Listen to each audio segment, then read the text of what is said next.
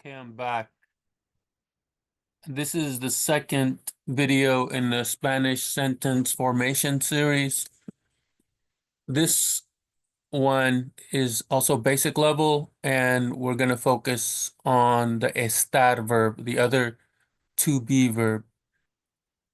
Okay, so this is the second vocabulary list. The second vocabulary list is not a brand new list. It's we're adding, because the goal is to put everything we're learning to memory, put everything into our active into our active vocabulary, active grammar that we can pull when we need. So I'll show you the list. Everything that's in black is from list number 1, and what I've added is in blue. Okay, so the second list is an accumulation, right? It's not just a separate list from 1. It's 1 plus extra. So the second list, again, we'll rehash really quickly. The 6 people: un amigo, a friend, una amiga, a friend, papá, mamá, hermano, hermana, all the same from list 1. Adjectives, I've only added 1 adjective. You can see here in blue. Let's go down the list. Me, mis, singular, plural, my. Tú, tus, singular, plural, your. Inteligente ends with an E, so it applies to both feminine and masculine nouns. Amable ends with an E, so it's going to apply to masculine and feminine nouns. You don't need to change the ending. Alto for masculine nouns and alta for feminine nouns means tall. El is the definite article the for singular masculine, la for feminine masculine, and now I've added the plural. Los for plural masculine nouns, and las for feminine plural nouns. So, for example, if we take perros, again, dogs, it would be los perros. But if we take houses, which is feminine, las casas, right? That's the difference, right? So, casas is in the plural. But if you use a singular, this would be perro, just one dog, and just one house, la casa. Okay, that's kind of what we're getting at. But yeah, all right, I'll leave it like that. Okay, este is this for masculine nouns, adjective, not pronoun. Esta is all list 1, so you should watch list 1, by the way. I mean, you should watch the first video. All right, prepositions. I've only put 1 preposition. It's en. It can mean in, it can mean at, it can mean on. Okay. I've added 2 adverbs. Aquí, which means here, and hoy, which means today. By the way, in some countries, I don't know if, actually, let me take that back. I don't know if in some countries, when I say some countries, I mean Peru. We also say hoy día, which sounds a little bit redundant, but we do say hoy día. It's not that we don't say hoy, we do say hoy, but also I think it's more popular for us to say hoy día, for today, hoy día. But most countries are just going to say hoy. So if you just say hoy, that's perfectly good Spanish. Okay. Subject pronouns are the same. Obviously, they're not going to change, and we haven't added any kind of pronouns. And then I added 2 conjunctions. I added or, which is o, and I added pero, which is but. Pero, the R is not trilled. It's like a tapping R of like, yeah, the back ridge of your upper teeth. Pero, pero. Okay. And then, of course, today, the verb is estar.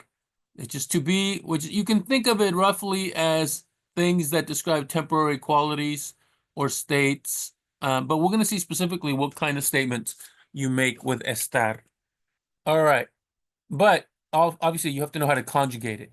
Okay, so these are the kinds of statements we generally make with estar. Statements about the location. For example, yo estoy aquí. Statements about health. Yo estoy bien. I am well, or I am fine. Changing mood or condition. It's changing because, again, this is temporary qualities. Yo estoy feliz. It would be really unusual if you were happy. Feliz is happy, by the way. If you were happy for like 2 years running every day, right? No, it's a temporary state. And then personal opinion of taste. So if you're giving a judgment about how something tastes or how something appears, then you're going to use the estar verb. La sopa is soup, está deliciosa. Like, I really hope you can understand deliciosa. Okay, so the soup is delicious. The soup is delicious. Okay, so because it's a matter of taste, it's going to be estar, not the ser verb. All right, let's look at the conjugation. And this is more regular. It is irregular, but it's more regular than the ser verb. Remember, the ser verb has the oy ending, so does the estar. Yo estoy. Yo estoy. And again, the yo and then the reverse of the yo at the end should help you remember. Yo estoy. But, okay, recall that this AR is the ending. The AR is the personal ending. So we're going to replace the AR, the infinitive ending, and we keep the EST. This we can call the stem, and then we add the red personal endings to the EST. And it's more regular than said, like I said, because said has, yeah, said is worse. Anyway, tú estás, AR ending, so it's an AR verb, so you should not be surprised that the vowel in the endings is A. All the vowels are A, except for, of course, the first person, which is estoy. Él está. Notice that estar has accent marks everywhere except for the first person. Yo estoy has no accent mark, and nosotros estamos has no accent mark, but all the other ones do. So if you ever wonder, it's just an easy rule. Like if I'm using the first person, yo or nosotros, there's no accent mark for the estoy, estamos. But if I'm using tú estás, él está, ustedes están, ellos están, I need the accent mark. Because notice again the pronunciation. It's not the pronunciation means, the accent mark means this is stressed. So it's estás. If it didn't have an accent mark, it would be pronounced estas, right? But it's not that. And then so he is él está, not él está. That would be without the accent mark, because then the stress would fall on the first syllable because it's the second to last syllable. Okay, so él está. Nosotros estamos, ustedes están, ellos están. Okay, so I'll go over it one more time so you can do maybe one shadowing run here, and then we'll get into the sentences. Yo estoy. Yo estoy. Tú estás. Tú estás. Él está. Él está. Nosotros estamos.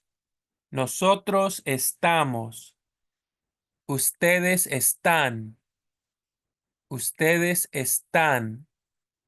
Ellos están. Ellos están.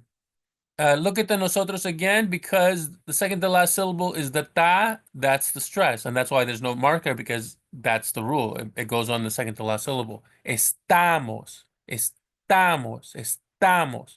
And here it's the o. Estoy. Estoy. Okay, that's it. So let's run down the left side first, and we're just going to repeat. So kind of hopefully like we can ingrain it into our minds here. Yo estoy, tú estás, él está. Your turn. Yo estoy, tú estás, él está. Yo estoy, tú estás, él está. Okay, let's do the plurals. Nosotros estamos, ustedes están, ellos están. Nosotros estamos, ustedes están, ellos están. Nosotros estamos, ustedes están, ellos están. Okay, and then of course, once again, the ella conjugates the same as él, and the ellas conjugates, for the verb that goes with it, the same as ellos. All right, let's get into some example sentences, and I'll give you the definitions And then later, I'll just give you the Spanish and then you translate into English on your own. And then finally, we'll give you the English and see what you can do, yeah, on your own. Okay, so here are some location statements. Yo estoy en mi casa.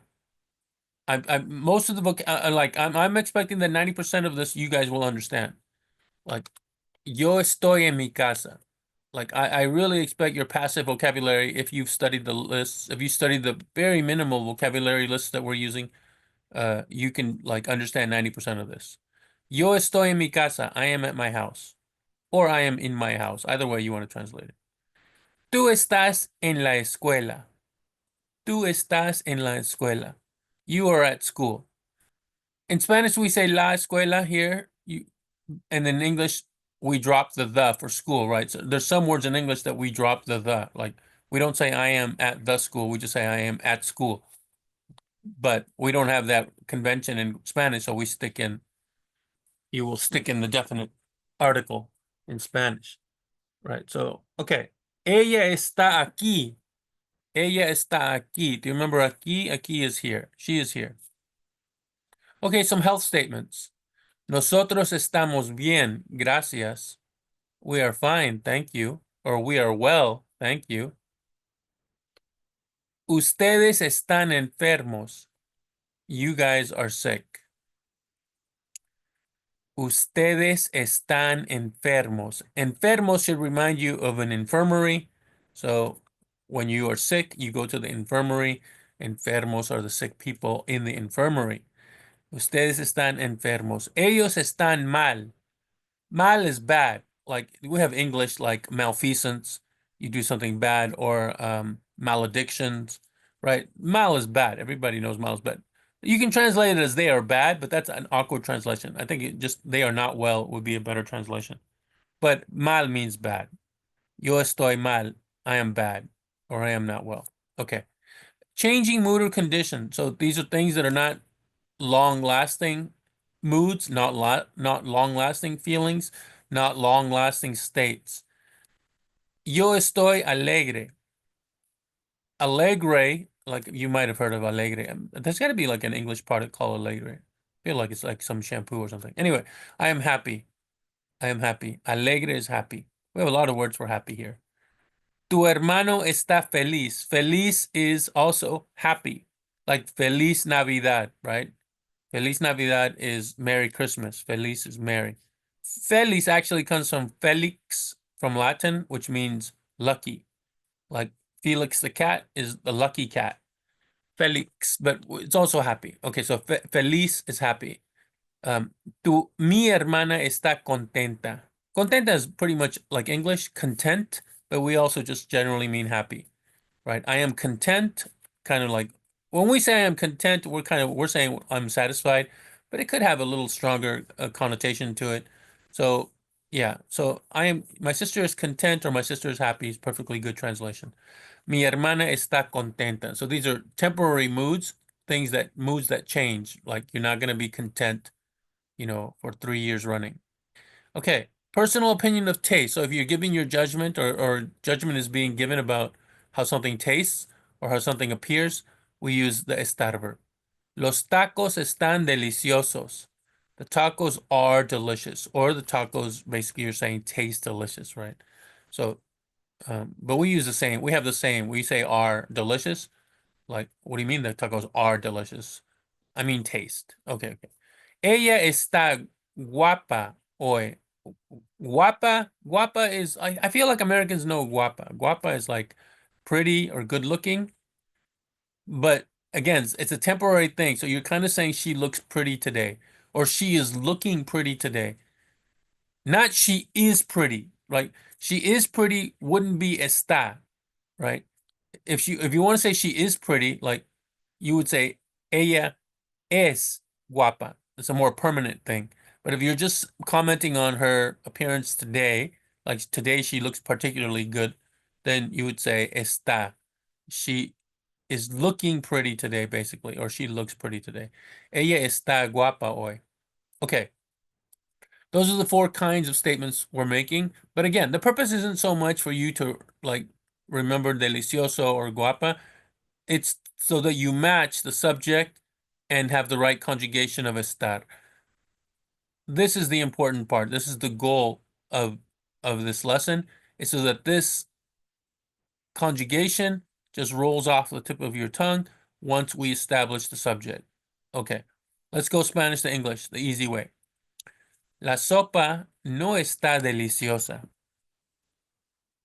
La sopa no está deliciosa.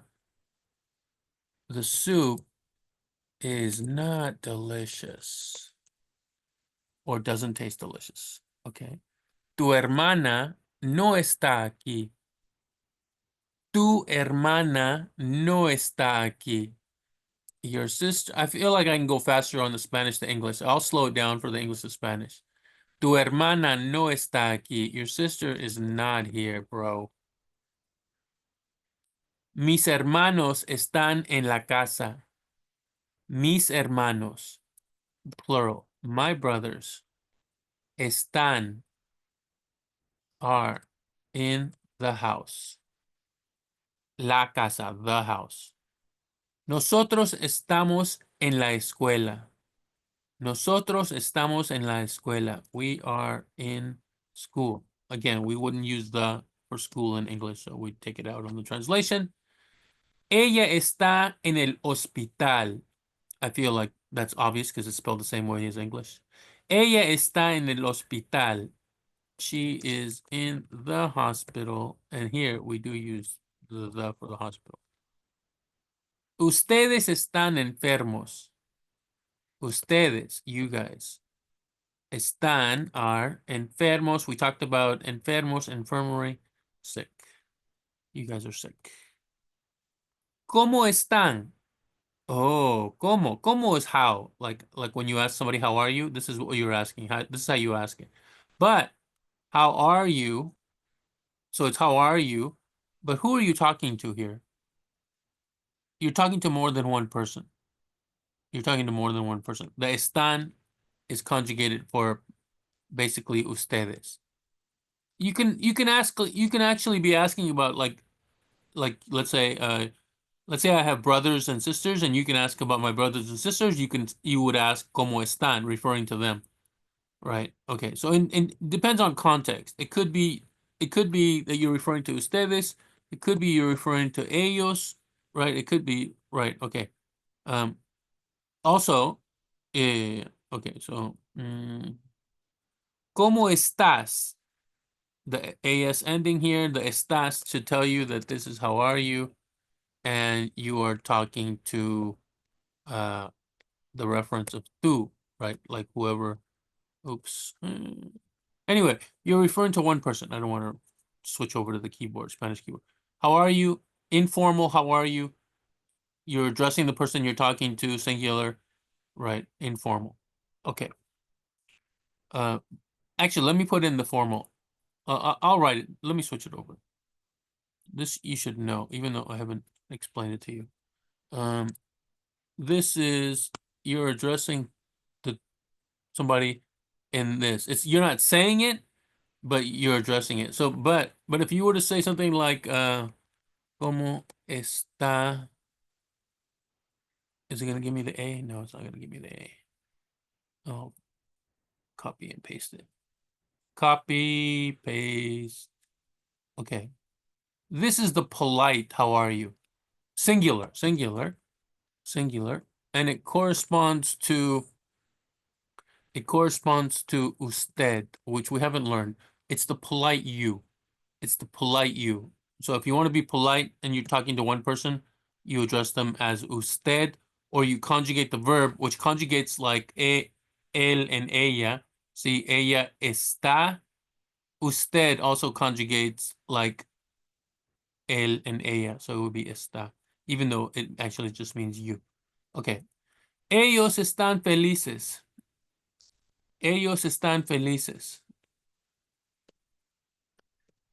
Ellos están felices. They are felices is plural of feliz. They are happy. Los hombres están tristes. I don't know if you know tristes. In French, it's a bit similar word. Tristes is sad. The men are sad. Triste. My French is terrible. Tu amiga no está en la casa. Your friend, female friend, is not in the house. Yo estoy contento. I am content, or probably better translation is happy. I give you the content because it's just easy to remember. Mis amigos están en la universidad. Universidad. My friends are at the university. Ella está en el banco. She is at the bank or in the bank. Aquí está el restaurante. Here is the restaurant. Aquí está el restaurante. You can reverse this. You can say el restaurante está aquí. Oh, yes, it's going to give me it, so I can just type this. You can do, crap. I lost the little, how do I get that back? Yeah. The restaurant is here.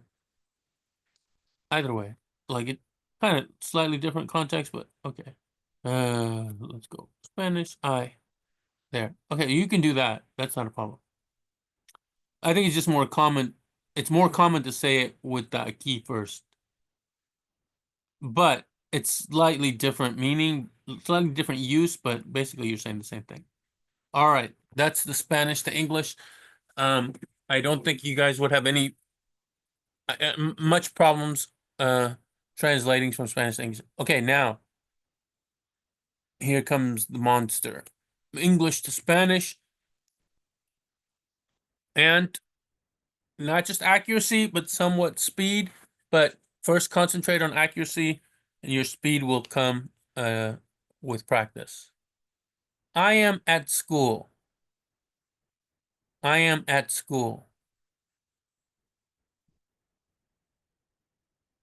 Yo, remember the yo for the said and the estar ends with an oy, right? It's the opposite of the yo, basically.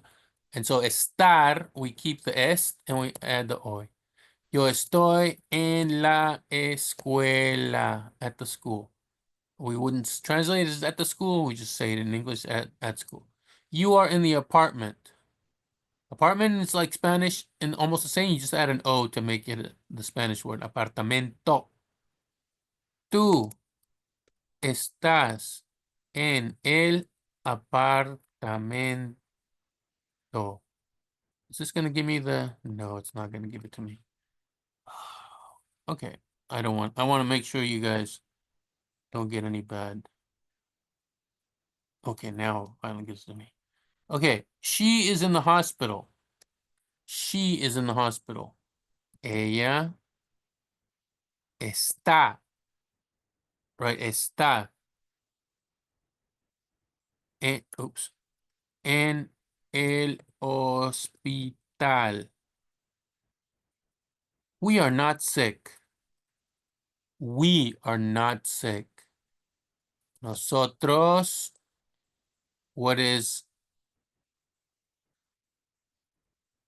are with the estar verb? Nosotros. But we have to put not. So first no, and then estamos. And sick was enfermos, plural. You guys are not content.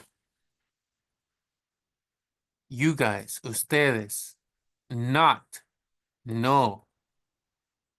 You guys know what's estar for ustedes? Están. It doesn't give me the, okay. Están. And then I just put con plural contentos. Ustedes no están contentos. They are happy. We're going to use feliz here. You can use contento if you want, but okay. They are happy. Ellos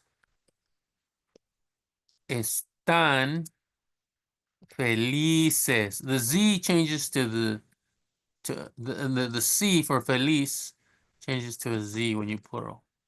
Sorry, the Z from the singular changes to a C when you pluralize it. Okay. Here is the school. Here is the school. Here. Aquí. Aquí. So aquí is third person. Aquí, well, actually the school is third person. But aquí está la escuela.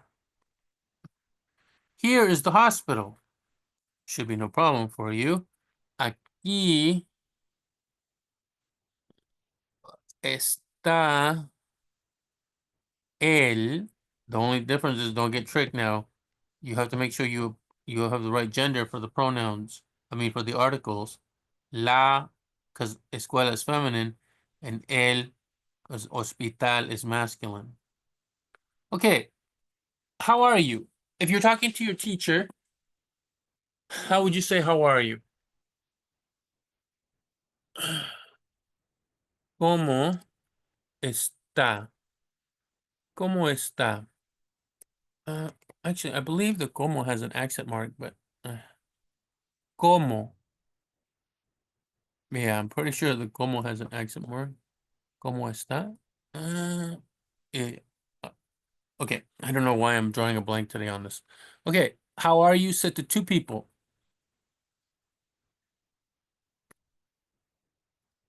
What am I typing? ¿Cómo? Two people. So you guys. Están. ¿Cómo están? How are you said to your friend?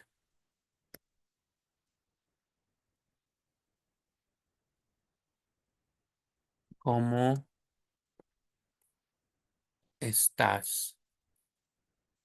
Okay. The doctors are sick. The doctors. The doctors.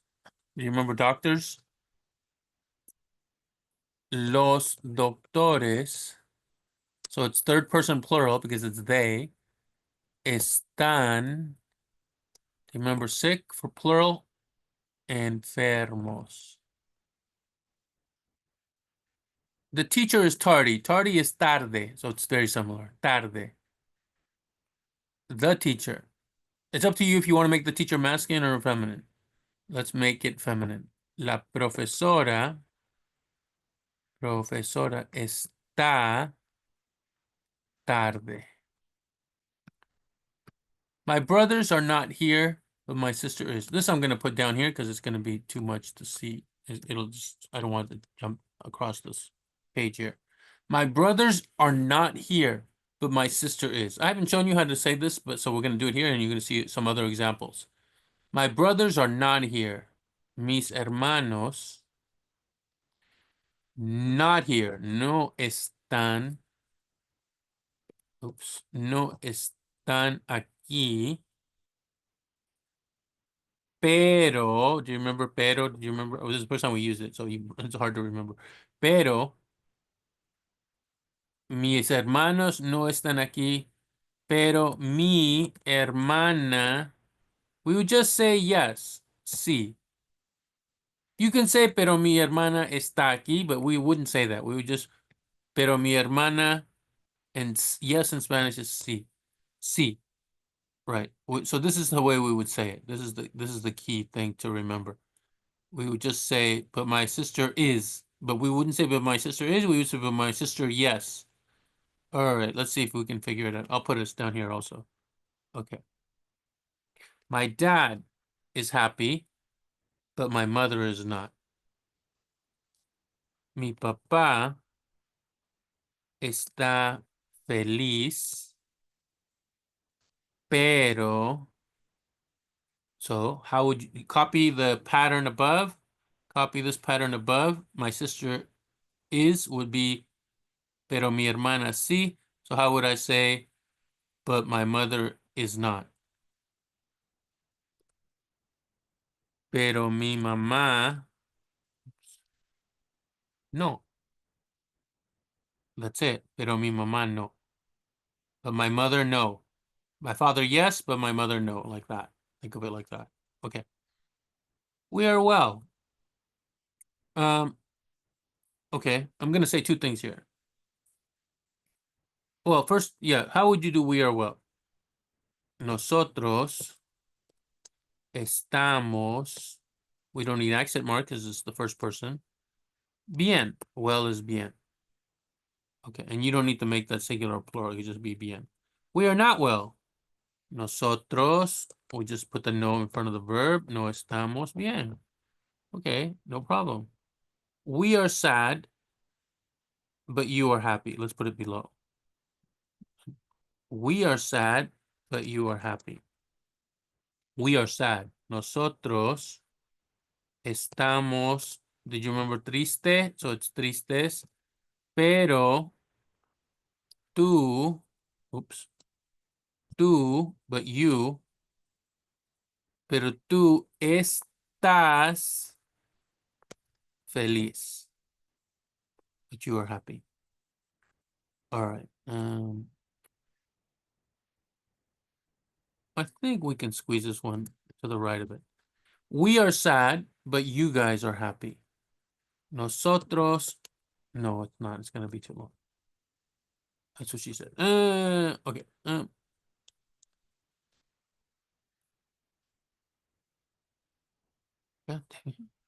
Okay, we are sad.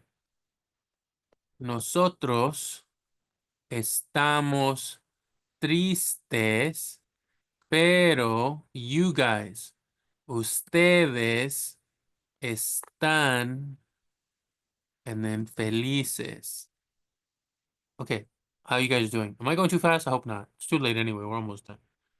Just curse me out in the comments. Okay, your sister is at the bank or at my house. Your sister, tu hermana, está en el banco o en mi casa. Yeah. We would repeat the N again. Right. Your sister's at the bank. In English too, your sister's at the bank or at my house. We will repeat the preposition. Okay. Last two. Oops.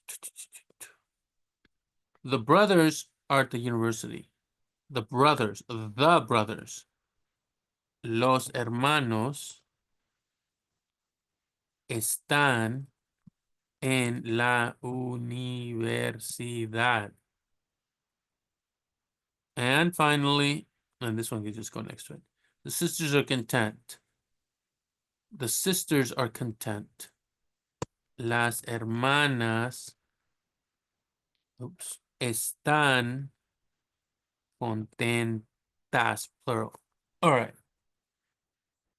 Okay, so that's it. How do you guys do? I hope this is kind of like, yeah, you're generating this at a fairly good speed. I think I didn't really give you too much time before I gave you the answers, but I feel like after you did ser, the estar is not so bad. And you already should know like the subject pronouns right away. So like I don't really give you too much time to think about what the subject pronoun is going to be. Okay, let me say something. I was going to say it about this. And you probably already know, but in case you guys are brand new to Spanish, I don't know why I'm copying it. I could just make a sentence. Okay, so last comment. Spanish is a inflected language, meaning and thank you. Okay, an inflected language, meaning that we add suffixes and infixes to words yeah,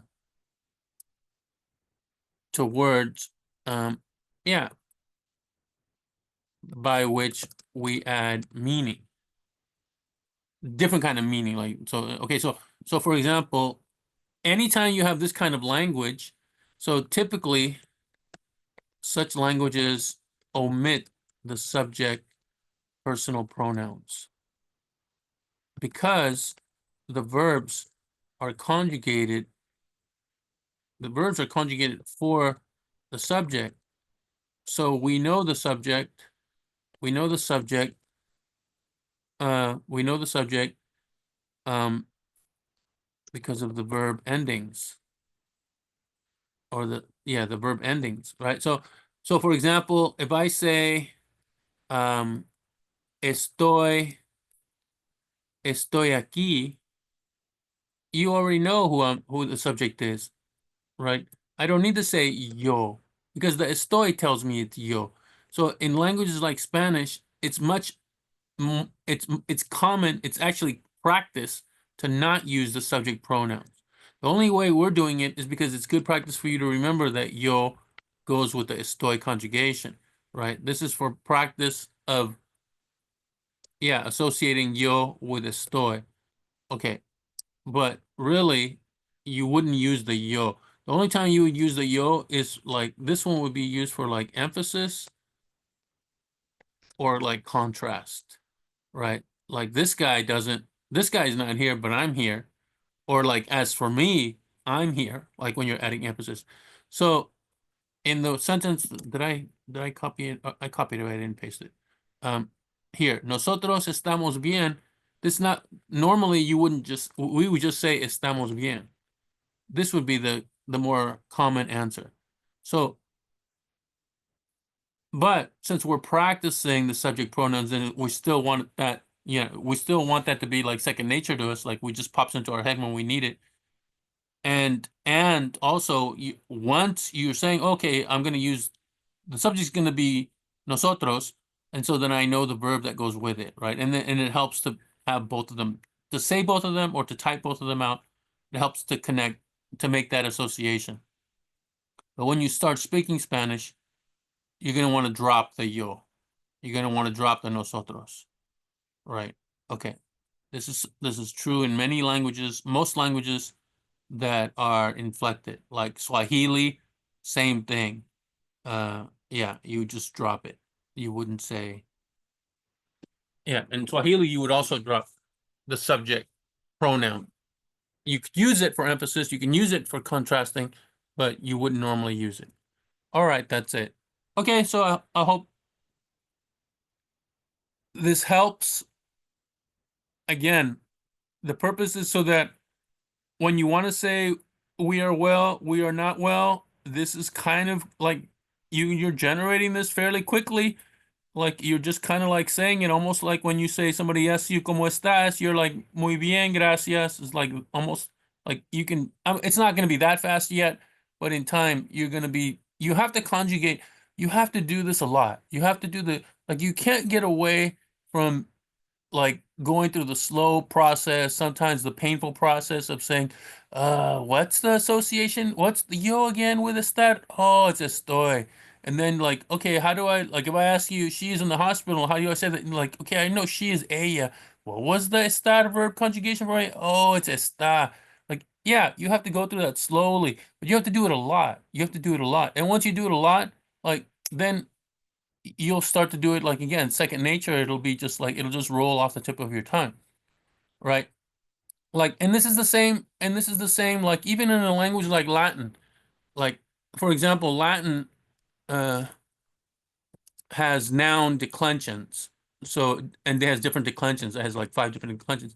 But and you have the singular, but it has 6 declensions. It has the nominative case, right? So, but for example, like puela, puelai, puelai, puelai, uh, puelam, puela, and puela.